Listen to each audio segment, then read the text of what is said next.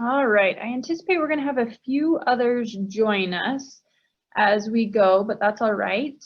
We will send them into their breakout sessions as they join. So this is the goal setting session, 30, 60, 90, and Darren has planned a really fun scavenger hunt for you for this session.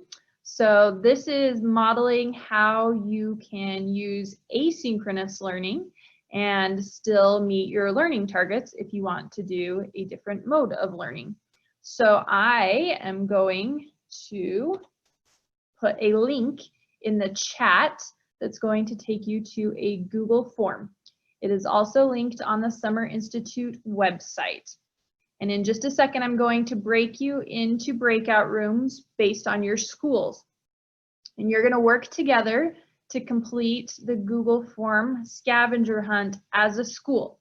However, I want you each to complete the form yourselves, not just one per school, because each of your forms is going to be your exit ticket. Does that make sense? I'm seeing nods. Okay, perfect, good. This is going to be really important for the work that you're going to do tomorrow morning. So you'll want to work efficiently with your time, make sure you get through it all, and that you've each got this information. We're going to work on this for the next about hour and 10 minutes. So we need to wrap up about 2:45 Mountain Time, 3:45 Central Time. I won't pull you back together as a group. You can just finish in your breakout groups and move into the break time before we do the report card revision workshop. How does that sound? Perfect. Okay, if anybody has any questions, chat me, chat Jocelyn. We'll be bouncing around the breakout groups as you go. All right. Oh, and one more thing I wanted to mention, sorry. On the Summer Institute resource website, there is also a link to an achievement action plan and a 30, 60, 90 template. And you'll need those as you go through this scavenger hunt as well. I got a question in the chat from Rebecca. Where is everything located? I don't see it with the other Summer Institute things. So it is, hit your refresh button. It's under the 1:30 p.m. heading in the aqua box. And there are the two templates there. Okay, here we go into breakout rooms. All right, team, well, welcome back from the break. I hope you all got a chance to stretch your legs and move around a little bit, because we've got one last session and then our huddle. So we're going to push through to the end and see how we can do on timing here. So this session is our report card workshop. So as we were brainstorming the Summer Institute sessions really over the last 6 months, one of the things that we wanted to do was spend some time with you guys, taking a critical eye to the report cards and making sure that they really accurately reflect what we want to be communicating to parents. And we wanted this to be different from the other sessions in that we wanted to brainstorm together and work together on ways that home court can take your suggestions, feedback, changes, and implement them into a new report card template, if you will. So that's what we're going to do today. So before we go any further, we should do some introductions. You all know who I am. You've heard my obnoxious voice in many of the sessions, but let's do a quick introduction of Juliana Giovannini as well. Yeah, so for those that don't know, Juliana Giovannini, I am the Student Information Systems Administrator, so all things PowerSchool, and I'm the one that's going to be building these report cards and doing things with standards. So perfect, thank you. Oh, sorry. Okay, so let's go over the objectives for today. The first is just to standardize the formatting of report cards school-wide. So throughout the school year, we get requests from individual teachers or from different grade levels for certain changes, I would say, maybe, to the report card. So we would like to standardize that so that we've got one template report card for each school. The second thing is we'd like to go over how to utilize the comments feature more effectively to communicate with our parents. And then third, we're going to do an action plan for report card template timelines for the upcoming school year. So last fall, I came across a survey of parent mindsets that was done by a group called Learning Heroes. Learning Heroes is a conglomerate of parent organizations, including the National PTO. And I have to tell, they do this every year. And I have to tell you that the results were really surprising to me. And I've been kind of excited to share them with you ever since I read these survey results. So what it showed was that there remains a massive gulf between what we know about student progress and the perception of parents about their children's achievement. So 9 out of 10 parents think that their child is at or above grade level in reading and math. And we just know from national report cards that that's not the case. Parents rely on one measure that they know and trust, and that is a report card grade to gauge if their children are on track for success. But the report card grades don't tell the whole story all the time. So we believe that parents deserve a more complete and accurate picture. And that's what I really liked about the conclusion of the Learning Heroes survey, was that parents need an accurate picture so that they can be effective advocates for their students. So the first question that they asked was the percentage of parents who attend parent-teacher conference. And unfortunately, even just in the last 2 years, that slid dramatically. The next question they asked was the percentage of parents who communicated with the teacher outside of parent-teacher conference. And this slid drastically in the last 2 years, 22%. If they're not communicating with our teachers in parent-teacher conference, where are they communicating with our teachers? So if you ask them what they say as the number one way that they know whether their child is achieving and how they want to be communicated with is through the report card grades. I would not have guessed this. Conversely, if you ask teachers to rank the most important ways to know whether a child is achieving, report cards is number 3. I don't think any of us are surprised that we would say the most important way to know how a child is achieving is regular communication with the teacher. So there is a disconnect there that we've got to figure out how to bridge, because parents themselves see that as the number 5 way of getting to communicate with them.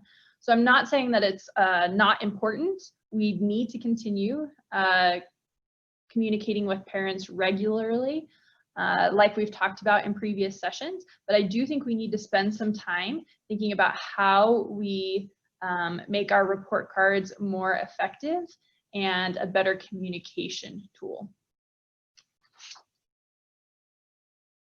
And then just the last question that they asked that I wanted to share with you. This is the percentage of parents who rely on report card grades to know whether or not their child is achieving, almost 90%. So grades carry a lot of weight. So they need to be accurate and they need to be reflective if this is our best shot at communicating with parents. All right. Alrighty, so what do report cards currently look like? I'm going to go ahead and bring up an example of one from Utah. This is our standards-based grading report card. And it's 9 pages long. So by the end of the year, all of the standards that ended up on this report card made for a really long report card. So let me jump in here, Juliana, and talk a little bit about why standards-based grading, because I think a few of you are new and may have come to us from schools where you didn't utilize standards-based grading. So this was a conscientious decision when the Athlos model was first developed, and it's because we love that standards-based grading measures mastery of grade level subjects and standards, and that it prioritizes the most recent and consistent level of performance versus an average of the students' performance over the whole quarter, because they may have struggled at the first of the quarter with a standard or a new concept. But this actually prioritizes the most recent and most consistent level of performance. The other thing we like about standards-based grading is it's more meaningful feedback with a focus on growth so that families can track progress and students can set goals for improvement. Perfect. Okay, here's an example of 7th grade ELA. You may have noticed that there's some duplicate standards here. And this happens because this is an extreme example for a junior high student, because in Utah, they have electives. And so they are dropped from semester 1 and rescheduled into semester 2 classes. And on the back end of PowerSchool, I don't know, it kind of gets a little messed up. And so they will actually end up duplicating the standard. So you'll see here, quarter 2, they received a 3. The same standard is graded in quarter 3, so semester 2, and it showed on a different line. And there's unfortunately no way of getting around that in PowerSchool with this report card format. So while that's technically a disadvantage, an advantage is that the standards that only the standards that have grades attached to them will show up on the report card, which is why we wanted to use this format.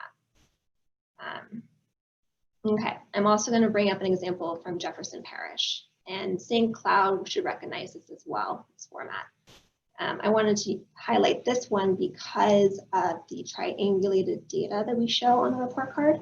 So we have attendance, we have discipline, and then state scores from the previous year. And also something else that's a unique feature that Jefferson Parish requested was the overall grade for each subject, aside from all of the standards. So they all roll up to a 3 for quarter 3. Okay. Here.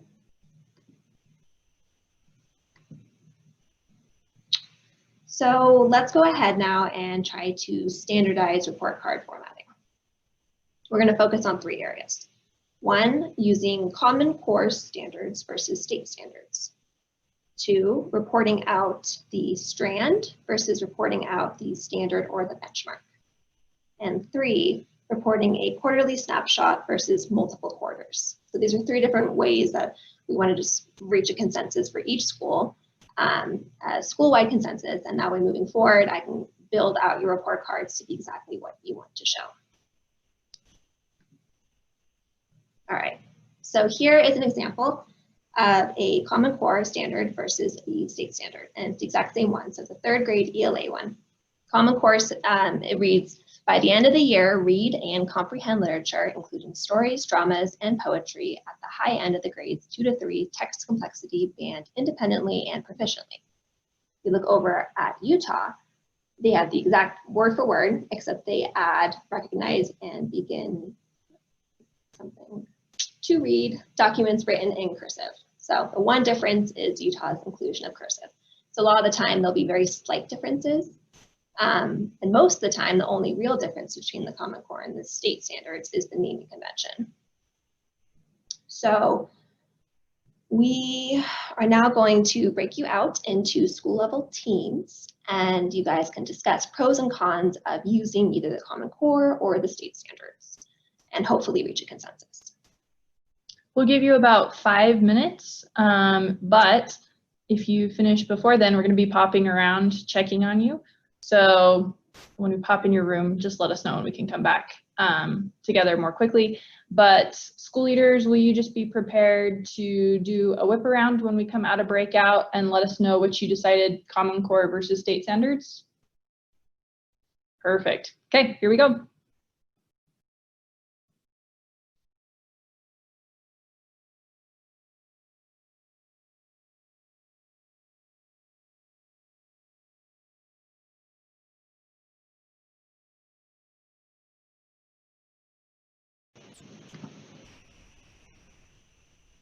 Ms. Filkins, do you have a preference which room you would like to join? JP. Okay, one moment.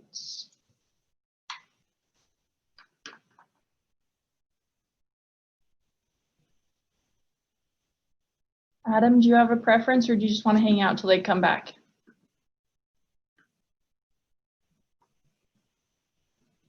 I'm gonna take that as hang out.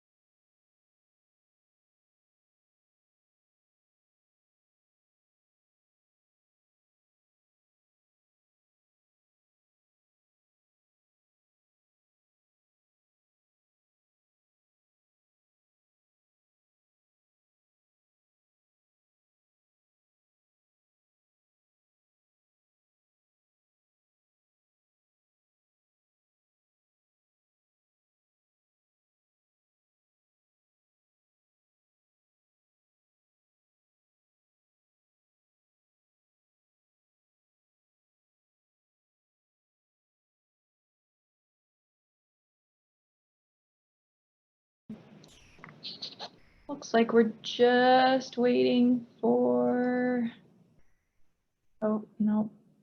We're waiting for St. Cloud and some Jefferson Parish folks.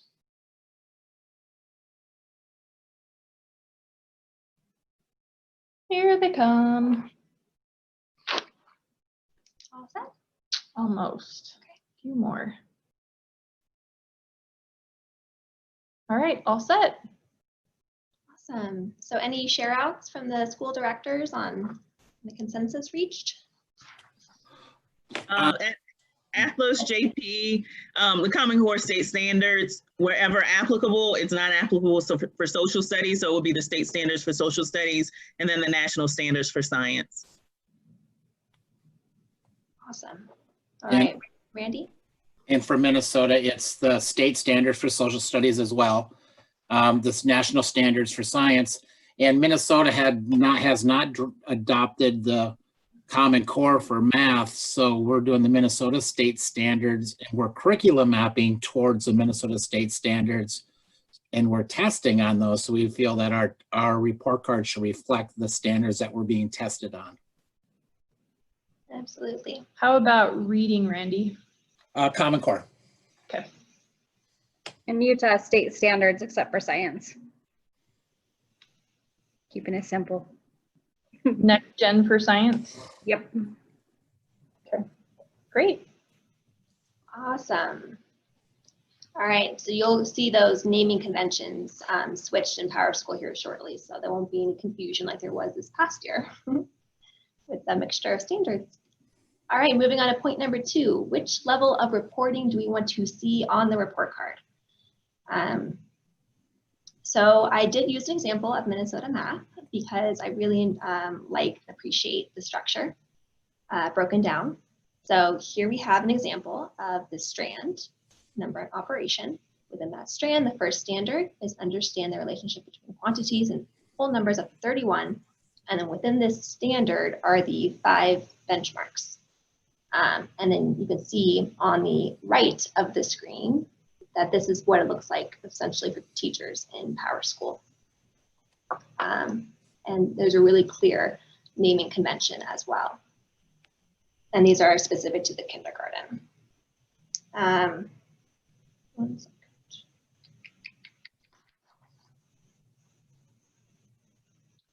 So as a reminder, this is the benchmark here is what teachers are grading.